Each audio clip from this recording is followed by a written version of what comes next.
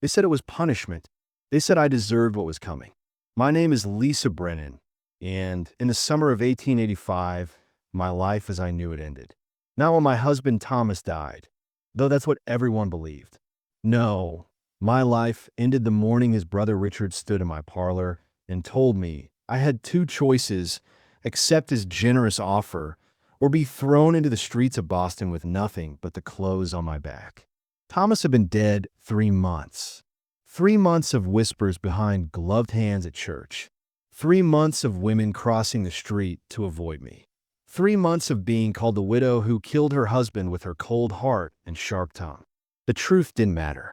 Thomas drank himself to death while gambling away every cent we had, but Boston society needed someone to blame. A dead man couldn't defend himself, so they blamed his wife. They blamed me.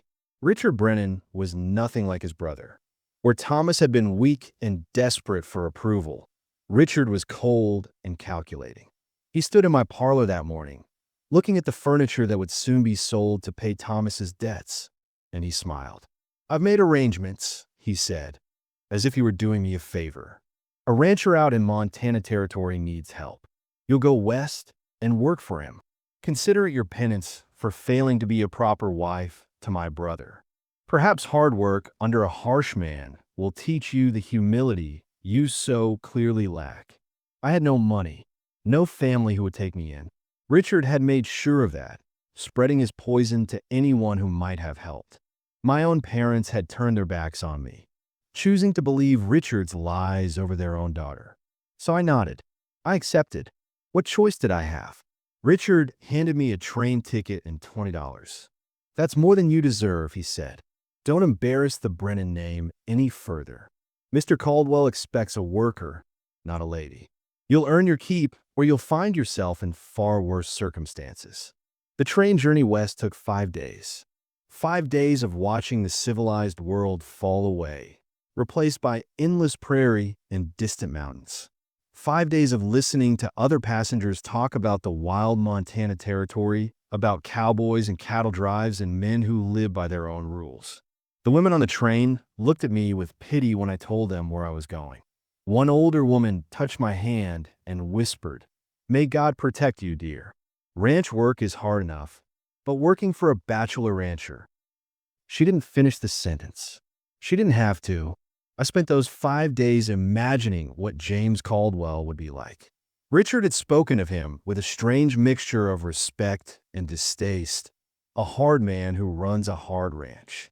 I pictured someone brutal and demanding, someone who would work me until my hands bled and my back broke, someone who would look at a Boston widow and see only free labor. By the time the train pulled into the small Montana town of Willow Creek, I had convinced myself I was heading to my own personal hell. The station was nothing like Boston's grand terminals. It was a simple wooden platform with a single building that served as both ticket office and general store. The August sun beat down mercilessly, and dust swirled in the hot wind. I stepped off the train with my single carpet bag, all I had left of my old life, and looked around for the harsh rancher who was supposed to meet me. I expected someone to bark my name, to grab my bag, to immediately start listing my duties and failures. Instead, a tall man approached slowly, removing his hat as he walked. He was probably in his mid-30s, with sun-weathered skin and dark hair that needed cutting. His clothes were work-worn, but clean: simple denim pants, a cotton shirt with the sleeves rolled up, scuffed boots. But it was his eyes that stopped me cold. They weren't hard. They weren't cruel. They were kind. Tired, maybe, and sad in a way I recognized, but undeniably kind. "Mrs. Brennan?" he asked, his voice low and careful, as if he were afraid of startling me. I nodded, unable to speak. He looked at my worn dress, my too thin frame, the way I clutched my carpet bag like a shield. Something flickered across his face. Anger, I thought, but not at me. "I'm James Caldwell. Welcome to Montana." He reached for my bag, and I flinched. I actually flinched like he was going to hit me. He stopped immediately, holding up both hands. "I'm just going to carry your bag to the wagon, ma'am. That's all." The ride to his ranch took 30 minutes through beautiful country I was too nervous to appreciate. He didn't speak much, and I didn't know what to say. Every bump in the road made my heart race faster. When we finally arrived at the ranch house, I was surprised. It wasn't grand, but it wasn't rough either. It was a solid two-story home with a wide porch, surrounded by well-maintained corrals and outbuildings. It looked like a home, not a prison. James Caldwell carried my bag up the porch steps and opened the door. I followed, preparing myself for servant quarters, for a list of rules, for whatever came next. But he walked right past what was clearly the kitchen and up a narrow staircase. He pushed open a door to reveal a small bedroom with a real bed, a dresser, lace curtains on the window, and a quilt that looked handmade. "This is your room," he said simply. I stared at him. My room? But where do the workers? You're not a worker." He set my bag down gently. "I'll give you time to settle. Come down when you're ready." He turned to leave, then paused in the doorway. "You're safe here, Mrs. Brennan. I want you to know that." 30 minutes later, I came downstairs on shaking legs. I found him in the kitchen, and before I could say anything, he pulled out a chair at the table. Actually pulled it out for me. "Please sit," he said, and he poured coffee into a delicate china cup and set it in front of me. His hands were rough and scarred from ranch work, but they were gentle with the cup. He sat across from me and met my confused eyes steadily. "I know what you were told.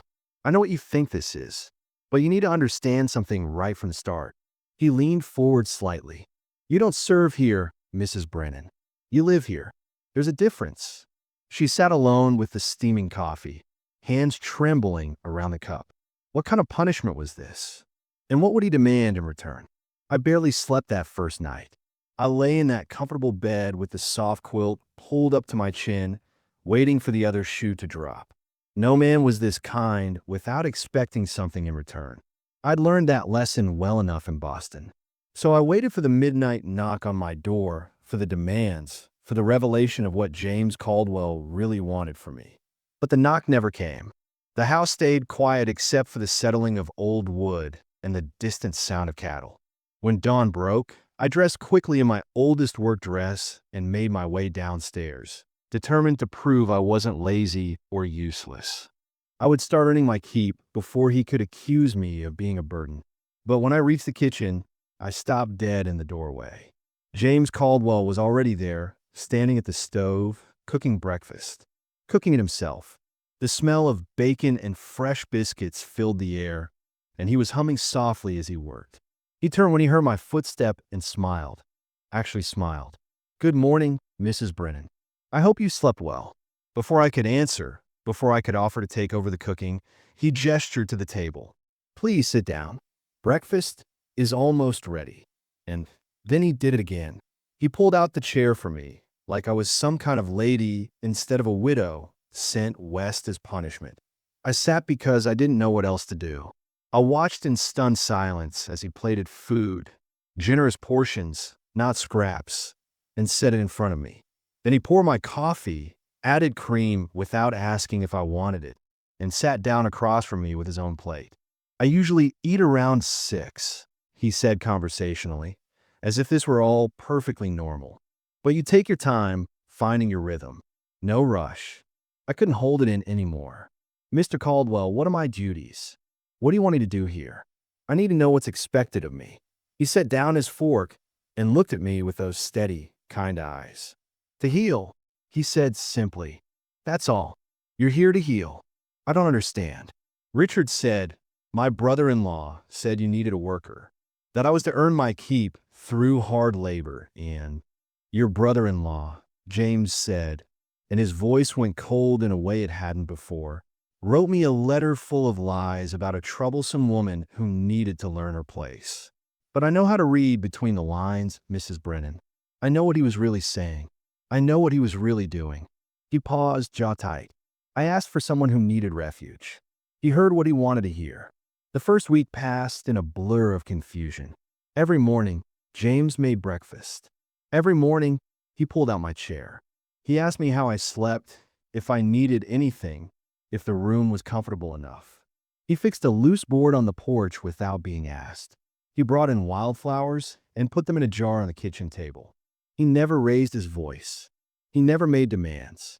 He never even asked me to cook or clean, though I started doing it anyway, because I didn't know what else to do with myself. I tested him. I know that sounds terrible, but I couldn't help it. I burned bread on purpose to see if he'd yell. He just smiled and said, "Happens to everyone." My first loaf looked like a brick. I overslept one morning by 2 hours, certain he'd be furious at my laziness. He just asked if I was feeling all right and offered to make me tea. I left my sewing in the parlor for 3 days, waiting for a lecture about tidiness. He carefully moved it to the side table so it wouldn't get sat on and never said a word. Every evening, he'd sit on the porch after supper and ask about my day. Not about my work, about my day. "Did you enjoy the morning? The meadowlarks are singing now. Did you hear them? There's a good spot by the creek if you want to sit and think. I can show you tomorrow if you'd like." It was like talking to someone who actually cared about my answers. 2 weeks after I arrived, James said he needed to make a supply run into town and asked if I'd like to come along. I agreed, partly because I was curious about Willow Creek and partly because I was starting to feel less afraid of him. The town was small but lively, with a main street lined with shops and a church at the far end. People greeted James warmly, and he introduced me simply as Mrs. Brennan, staying out at the ranch. While James talked to the blacksmith about some work that needed doing, I wandered into the general store. The woman behind the counter was perhaps 50, with silver streaking her dark hair and smile lines around her eyes. "You must be the lady staying with James," she said warmly. "I'm Alice Thornton. My husband runs the store."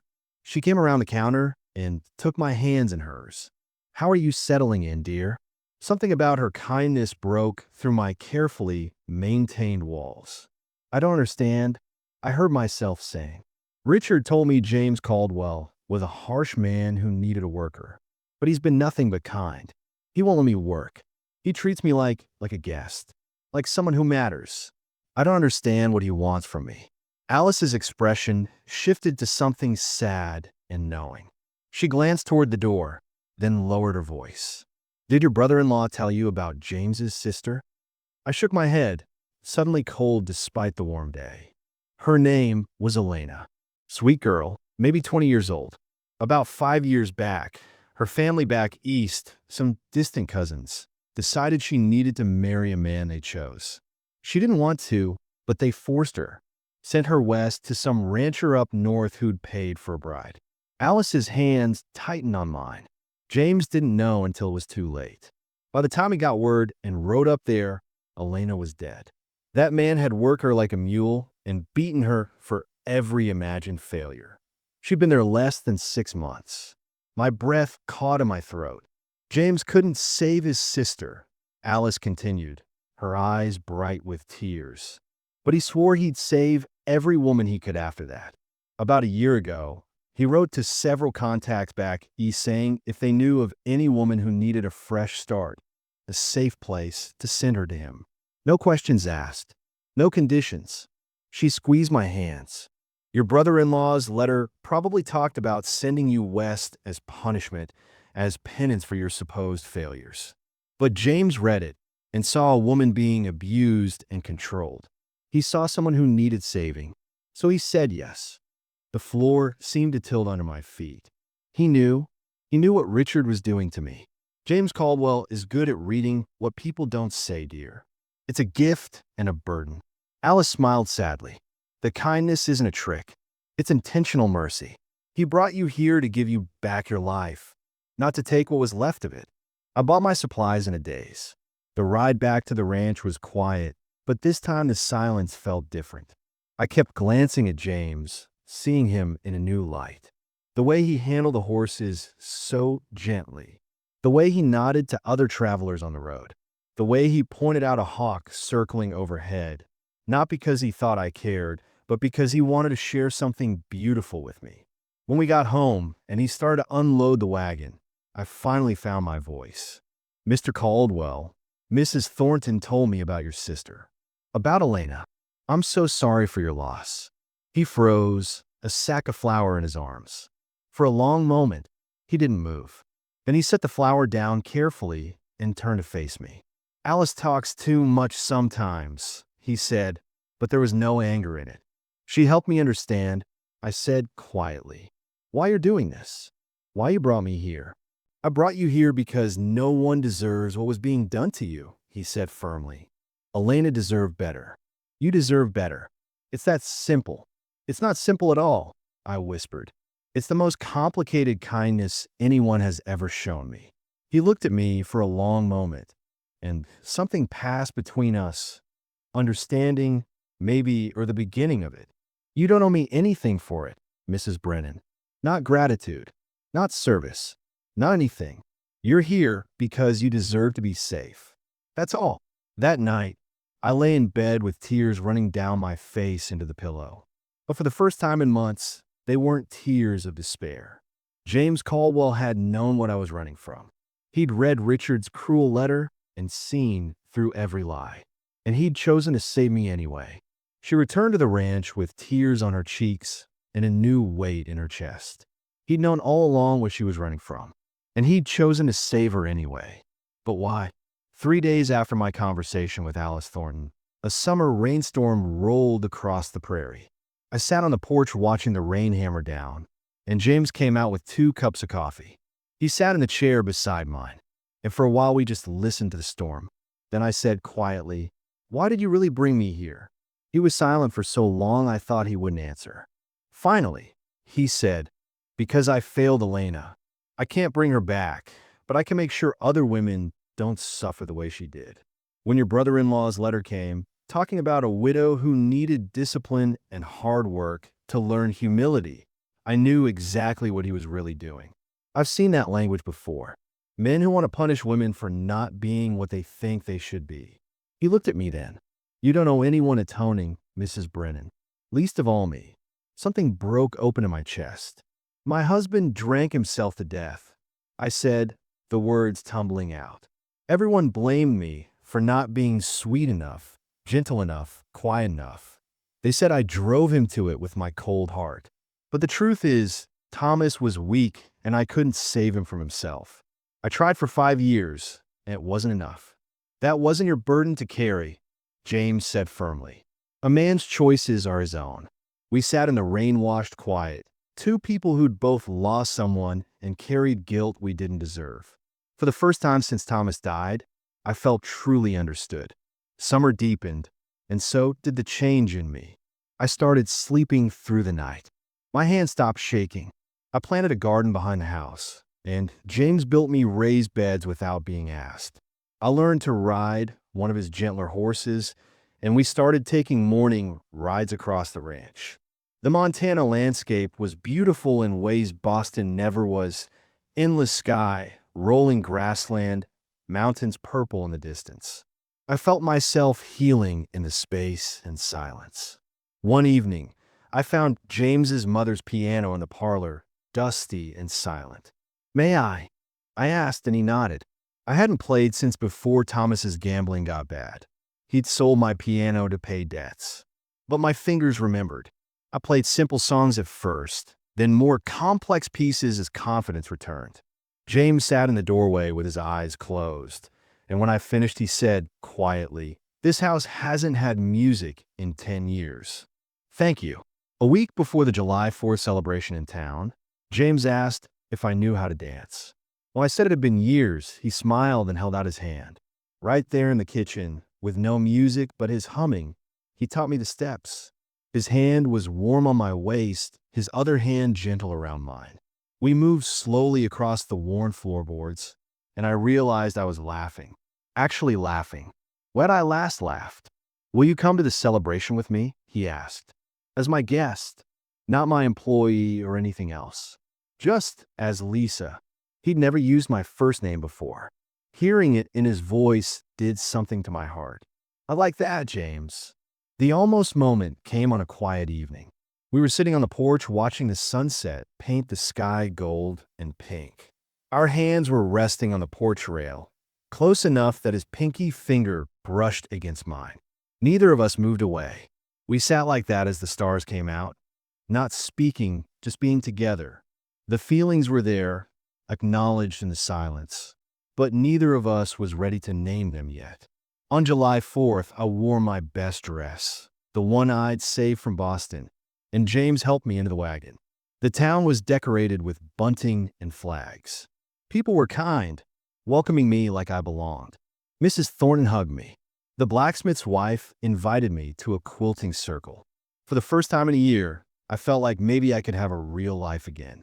Then a stagecoach pulled up to the town square. The door opened, and out stepped Richard Brennan, my brother-in-law, with a cold smile on his face. Lisa's blood ran cold. Richard looked exactly as I remembered. Expensive suit, perfectly trimmed beard, eyes that calculated the value of everything they saw. He spotted me immediately in the crowd and walked over with that false smile plastered on his face. "Lisa," he said loudly enough for everyone nearby to hear. "There you are. I've come all this way to check on your progress. I do hope you've been useful to Mr. Caldwell." James stepped closer to me, his presence solid and protective. "She's been everything I hoped for and more," he said evenly. Richard's smile sharpened. "Wonderful. Though I must say, she looks rather well-fed and rested for someone who's supposed to be learning humility through hard work. Lisa, dear, I trust you haven't been shirking your duties." His tone was light, but the thread underneath was clear. He wanted to humiliate me in front of these people, to remind me I was nothing. Something inside me snapped. Maybe it was the months of safety. Maybe it was James standing beside me like a wall between me and my past. Maybe it was simply that I'd found my voice again. "You blamed me for your brother's weakness," I said, my voice shaking but clear. "You told everyone I killed Thomas with my cold heart when the truth is he drank and gambled himself to death. You sent me here hoping I'd be broken further, but all you did was set me free." Richard's face went dark. "You forget yourself.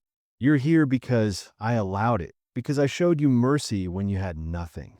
Everything you have because of me. She's not your property," James said, his voice cold as winter. "She never was. And she's not going anywhere with you." He took my hand, right there in front of the whole town. "She's not under your authority anymore. Richard, she's my wife." The world stopped. I stared at James, my heart hammering. It wasn't true. We'd never even kissed, never spoken of marriage.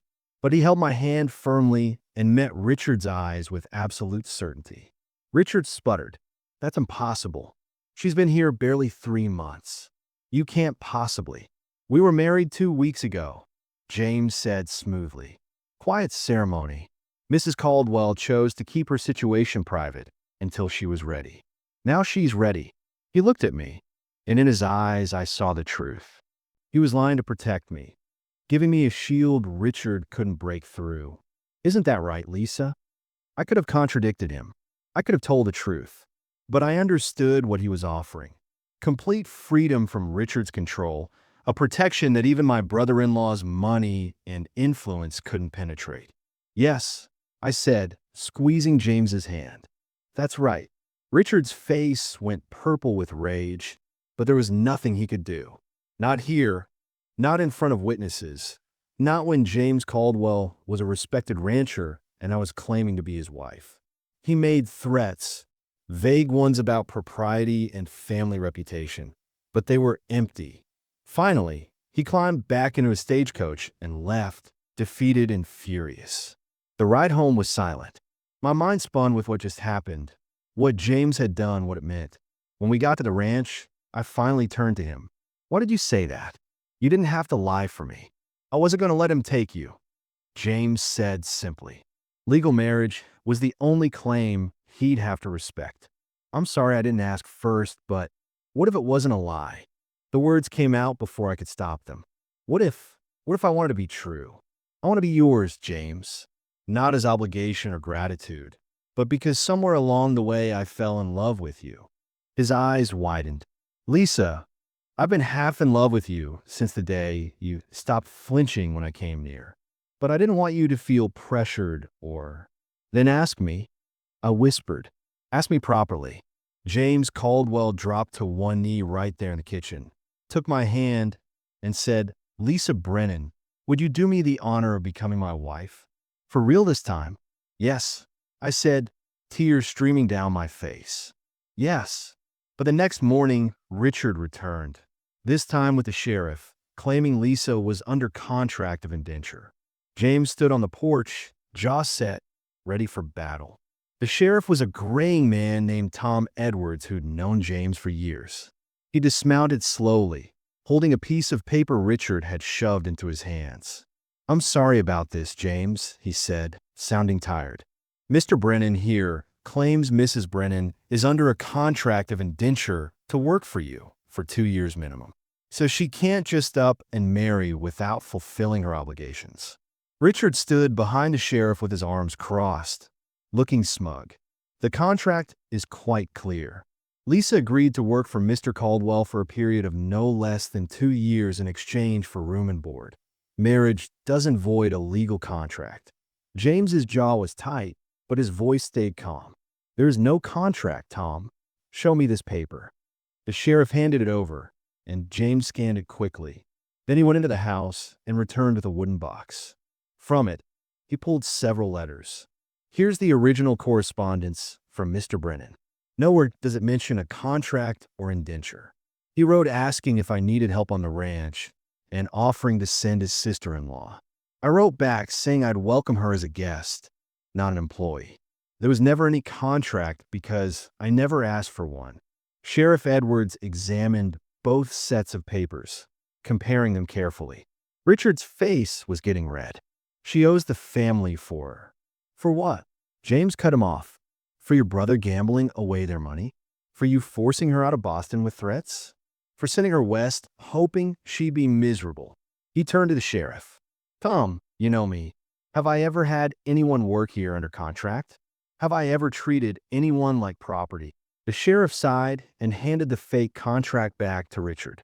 "This paper isn't worth anything, Mr. Brennan. It's not signed by Mr. Caldwell. It has no witness signatures, and there's no record of it with any legal office. Looks like the lady's free to choose her own path." This was my moment. I stepped forward, my voice steady and clear. "I choose him. I choose this life. I choose Montana and this ranch and the man who showed me what kindness actually means. Richard, you have no claim on me. You never did. I'm not your property or your burden or your penance project. I'm free, and I'm staying here." Richard looked like he wanted to argue more, but Sheriff Edwards was already mounting his horse. "Best head back to town, Mr. Brennan. Nothing for you here." Richard glared at both of us, made one more empty threat about family reputation, then climbed into his waiting carriage. We watched until the dust from his departure settled on the road. My legs started shaking then, the adrenaline draining away. "I've never stood up to him before," I whispered. "In all the years with Thomas, through everything after, I never once told Richard no." James pulled me into his arms, and I let myself lean against his solid warmth. "You were magnificent," he said softly. 3 weeks later, on a perfect September morning, I became Lisa Caldwell. The wedding was simple, held in a little church in Willow Creek with half the town attending. Alice Thornton stood up with me, and James's ranch foreman stood up with him. I wore a new dress that Alice and the other town women had helped me sew, pale blue with white lace. James wore his best suit and looked at me like I was something precious. The vows were traditional, but when James spoke them, they felt like promises specifically made for us. "I promise to choose you every single day," he added at the end. "Not because I have to, but because I want to. You're not my obligation, Lisa. You're my choice. You always will be." The wedding night was everything I'd been afraid it wouldn't be. James was patient and gentle, never rushing, always checking that I was all right. When he said, "Welcome home, Mrs. Caldwell," I finally understood what home actually meant. Not a place, a person. This person. Fall painted the ranch in gold and crimson. I transformed the house bit by bit, adding curtains I'd sewn, arranging flowers, filling the rooms with life. I learned ranch work alongside James, how to care for the horses, how to help with calving season, how to read the weather. One morning over coffee, with my hand in his, I said, "I love you, James Caldwell." He kissed my knuckles and replied, "I loved you first." Winter came with snow that blanketed everything in white. We spent cozy evenings by the fire, James whittling while I sewed, both of us talking about everything and nothing. At Christmas, he gave me a music box that played the same song I played on the piano that first time. I gave him a quilt I'd made with fabric scraps, each piece representing a moment from our story. Spring arrived with mud and new calves and longer days. And one morning in early April, I told James the first was pregnant. He picked me up and spun me around right there in the kitchen, laughing with pure joy. We spent the summer preparing a nursery, James building a beautiful crib by hand while I painted the walls a soft yellow. We talked about names and futures and the family we were creating. By late summer, I was visibly pregnant, still working in my garden with one hand on my swollen belly, feeling our baby kick. Life felt abundant and rich and safe. Then on a warm afternoon, as I tended the tomatoes, I heard a stagecoach approach.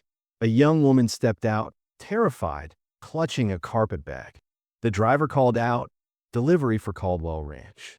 Sent as a worker. Name's Elena." Elena looked exactly as I must have looked a year ago. Thin, pale, frightened eyes darting around like a trapped animal. She wore a dress that had once been fine, but was now worn at the cuffs and hem. Her hands gripped the carpet bag so tightly her knuckles were white. When her eyes met mine, I saw my own past staring back at me. The same shame, the same fear, the same desperate uncertainty about what fresh hell she'd been sent to. James appeared from the barn, and I saw him take in the scene immediately. Our eyes met over Elena's head, and in that moment, we didn't need words. We both knew exactly what this was. History tried to repeat itself. Another family somewhere sending another woman west as punishment, as penance, as a way to be rid of an inconvenient female who didn't fit their mold. I walked over to Elena slowly, the way you'd approach a spooked horse. She flinched when I reached for her bag, but I kept my voice soft. "You're safe here," I said simply. "My name is Lisa Caldwell. Welcome to our home." "I'm supposed to work," she said quickly, her voice shaking. "I was sent to work. I can cook and clean, and I won't be any trouble, I promise. I'll earn my keep."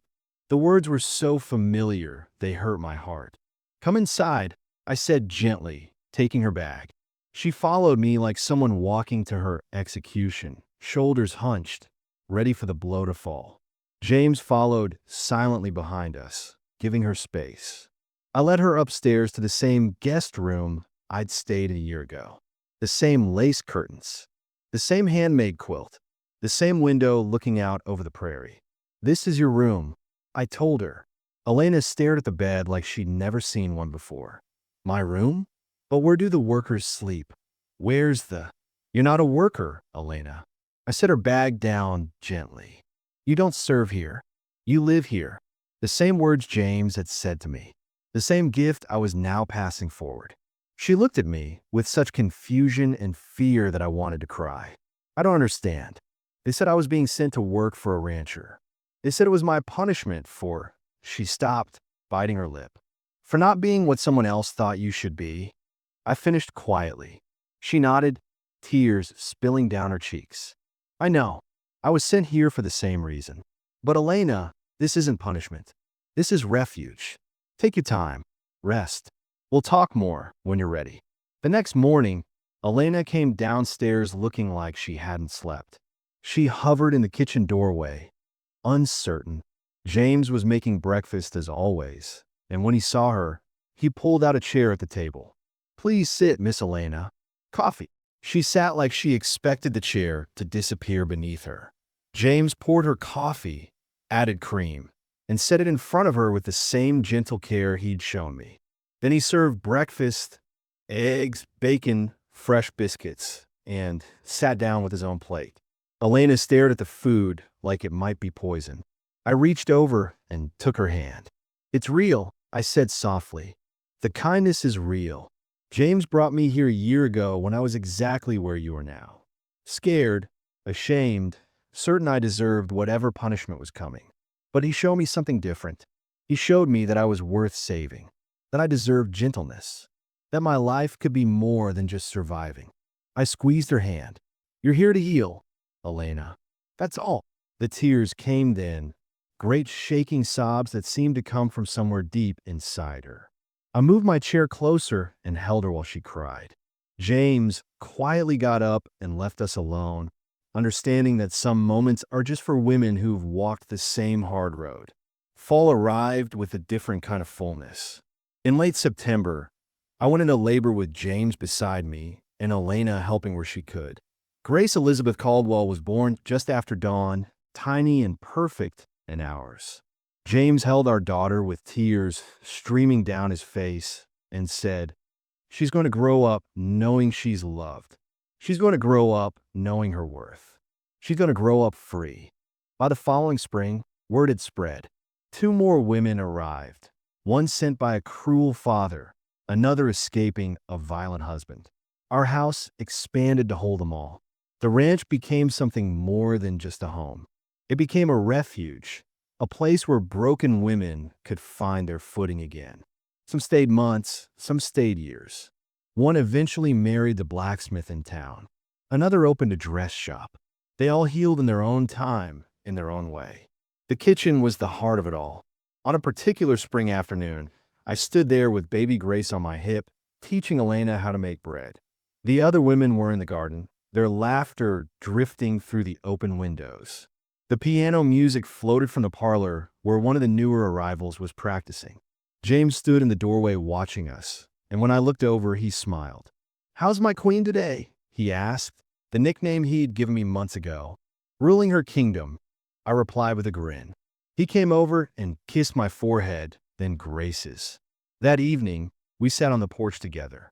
Grace slept in her cradle beside us, and inside the house, the women were laughing over supper preparations. The setting sun painted everything gold. James took my hand, and I leaned against his shoulder. "They meant it as punishment," I said quietly, thinking of Richard, of all the men like him who sent women west hoping to break them. "They gave me the greatest reward," James replied. "They gave me you." I thought about the scared, shaking woman who'd stepped off that train a year ago. She was gone now, replaced by someone stronger. Someone who knew her worth. Someone who'd found not just love, but purpose. They said I was ruined. I murmured, watching the ranch glow with lamplight and life. They sent me west expecting I'd break under harsh conditions and a harder man. But James Caldwell wasn't hard. He was strong. Strong enough to be gentle. Strong enough to love without conditions. I came here with nothing. He gave me everything. Not riches, though the ranch prospered. Not status, though I became respected. He gave me something rarer. He gave me back myself. I wasn't sent to a cowboy as punishment. I was sent to the man who would show me what love actually means. And in his eyes, I wasn't a widow with a shameful past. I was a queen. I still am. And now, we pass that crown to every woman who arrives broken, teaching them the same truth James taught me. You are worthy. You are chosen. You are home. The stars came out one by one over the Montana prairie. Inside the house, women who'd been told they were worthless were laughing and living and learning to believe in themselves again. And on the porch, a husband and wife who'd both known loss had found something neither expected. A love that healed, a purpose that mattered, and a legacy that would outlast them both.